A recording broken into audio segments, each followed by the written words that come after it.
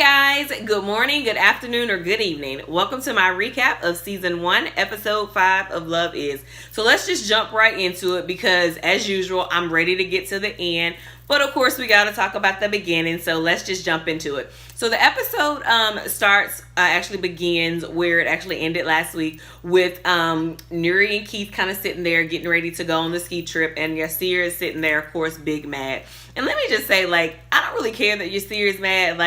I love love and I'm all about love, but Yasir has just rubbed me the wrong way, and I feel like he's not owning up to what he did. He seems to forget that he closed the door in her face at his ex-girlfriend, now roommate's house, and was like, we'll talk later. So I can understand why Nuri is deciding to go on this ski trip with Keith. It's kind of like she needed to make a point. Is it a little childish? Maybe, but I get it. She needs to make a point.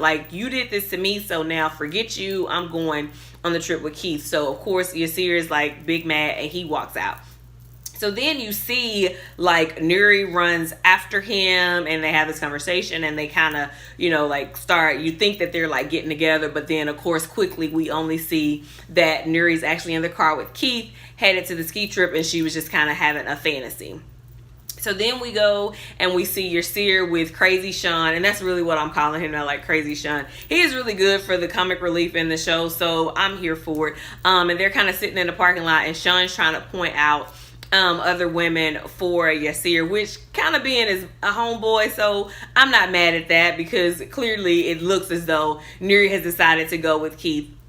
So they're kind of just chatting, and then they were in a parking lot at a paint store, and so they eventually get back home, and they're kind of setting up a room, and Yasir kind of states, that I should probably be there with her. And Sean, as usual, our voice of reality is well, how are you gonna get there?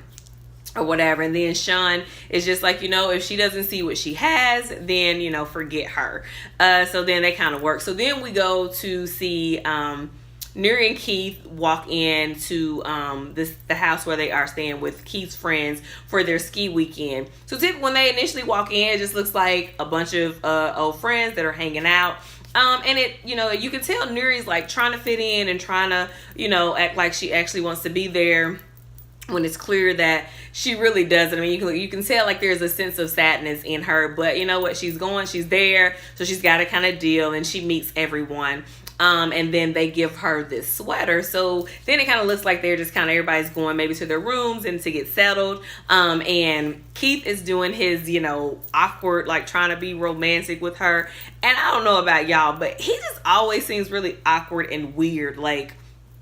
I don't know. I just I don't get any feelings. I'm just ugh, get out my face, which is also what I think that Nuri is thinking. But anyway, he tells her that she feels cold, and she's I'm fine. And he was well, you can either come over here with me, or you can put on this sweater. Well, clearly she opts for the sweater. So she puts on the sweater, then he has her to get up. And so he puts her to the back, and she looks at the back of the sweater, and it says, Keith's girl.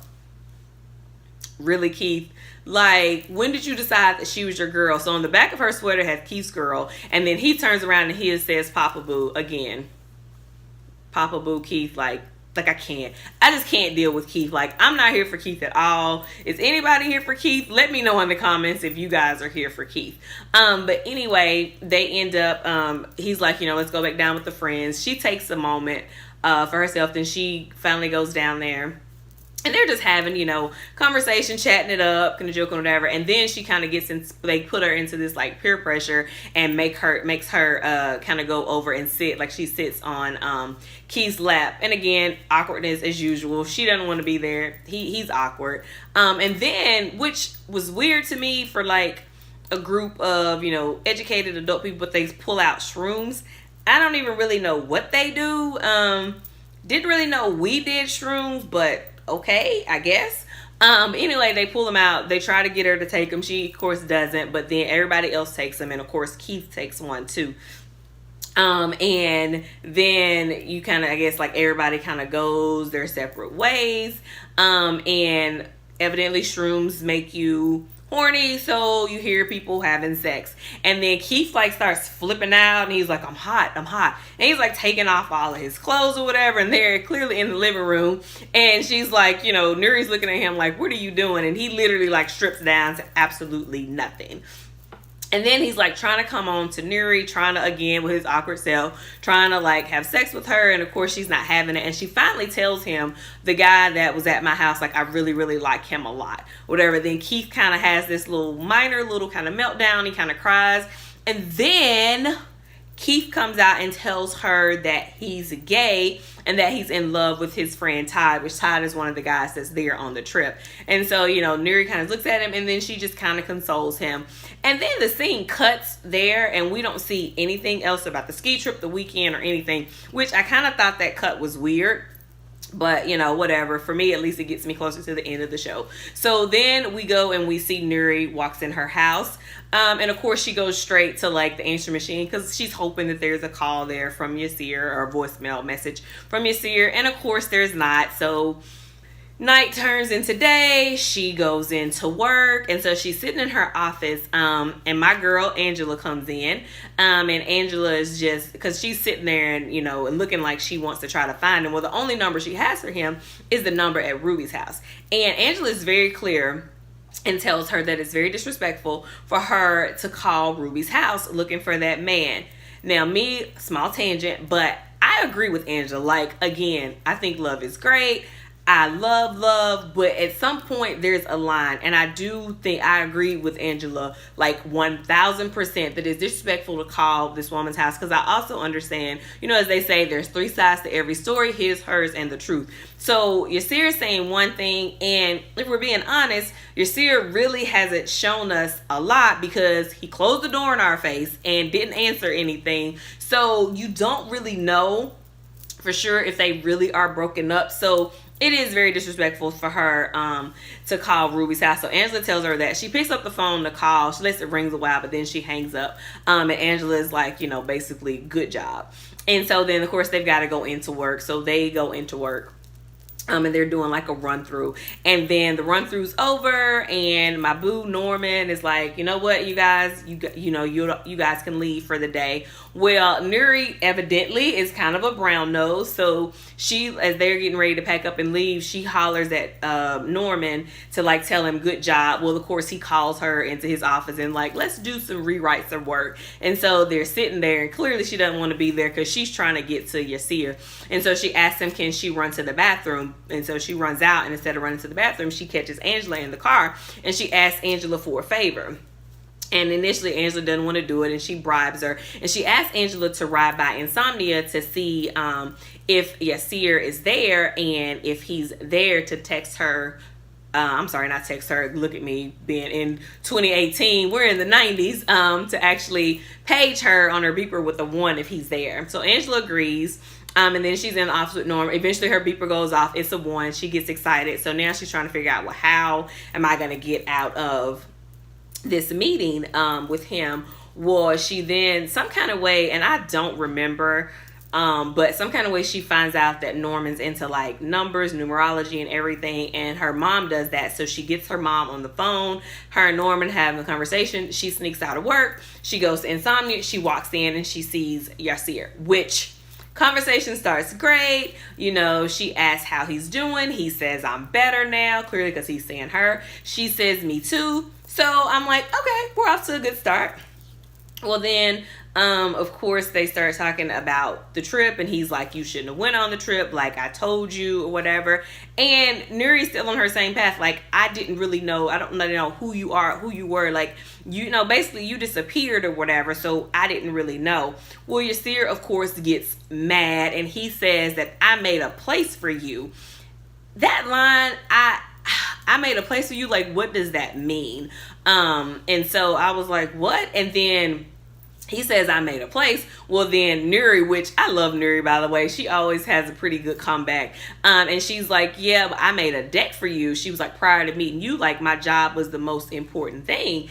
And then he's just like, I'm like pouring my heart or saying whatever, and you're talking about your job. And he says, I don't give a dang about your job. And she's like, and I'm thinking, you don't care about my job. Dude, you don't have a job. But my girl Nuri comes right in and she's like, well, if you had a job, you would. I'm sorry. I thought she was right to say that. Do you guys think she was wrong? I don't know, but I felt it. I felt what she was saying. Maybe that's the petty childishness in me, but I got it and I was like, you go, girl.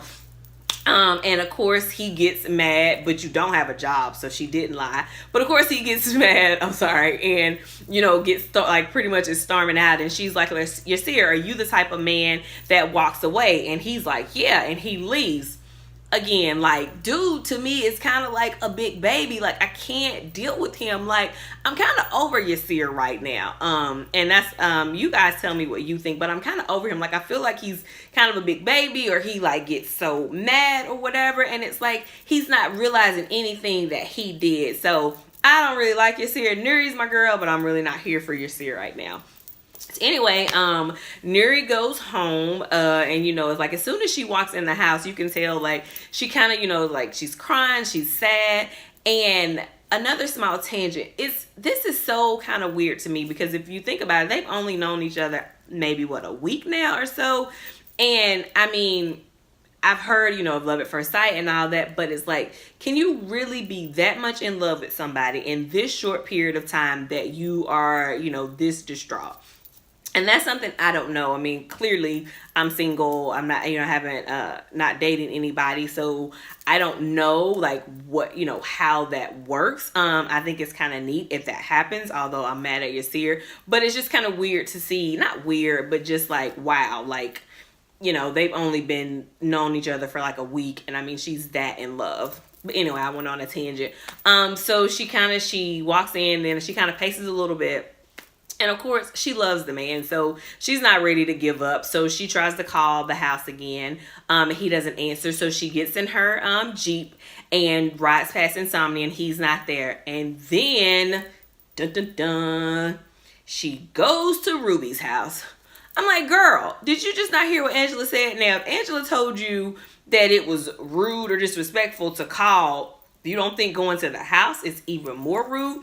But she goes to the house anyway, and she gets to the door and gets ready to knock on the door, and then she stops herself. Because I think, Angela's voice was in her head like, don't do it, reconsider. And so as she turns to walk away, Ruby comes and opens the door, and Ruby asks her if she lost. And she just says, yeah. And then Ruby's like, who are you looking for? And she's like, and Nuri says, I'm just at the wrong house. I think that Ruby knew who she was, but she chose not to say anything. And, of course, Nuri goes and gets in her Jeep and drives home. And as soon as she pulls in her driveway, well, who's sitting on the step but big baby Yasir? And so she gets out of her Jeep, and they don't really have any words. They just have this look. And I mean, not that I can read minds, but the look seems to be that basically they both are saying, that they love each other, and like kind of all is forgiven.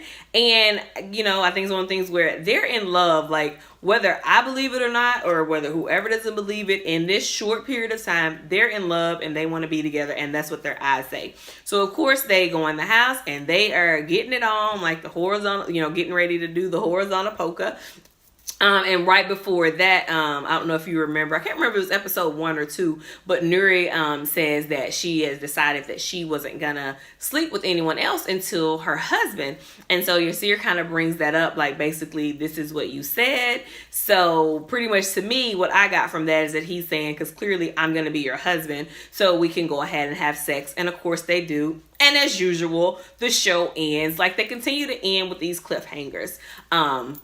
But overall, good episode again. I think I'm maybe too invested in this couple. So I don't know, y'all tell me, or is it not just me, or you guys invested too? But I'm just really interested to see where this is going to go. I mean, at the end of the day, we know that they're going to end up together, but I still feel like we've got, some more twists and turns to go through. So anyway, that's the end of the recap. I want you guys to kind of really tell me what do you think about the show so much? Do you like it? Do you love it? Do you hate it? What do you think? And also tell me what you think about some of the things that I said in the show, some of the things I asked. Leave your thoughts and opinions in the comments and let's talk about it. And like I said, I really want us to have a dialogue. So really let me know what you guys are thinking about the show. I mean, we're at episode 5, so we've had several episodes. So let me know what you think. And again, as usual, I just always want to say thank you for continuing to watch these videos. I'm enjoying doing them because I really like this show, and even though I'm sitting in my living room talking to myself, it's kind of cool that I'm actually getting to get this out because I feel strongly about it. But I need you guys to interact with me more and kind of leave some comments so we can have some dialogue and back and forth. So make sure as soon as this video ends, leave me your thoughts and opinions in the comments, and I will see you guys back here next week. Thanks so much, and I hope you guys have a great rest of the day or night, depending on what time it is you're watching it. And I'll see you next week.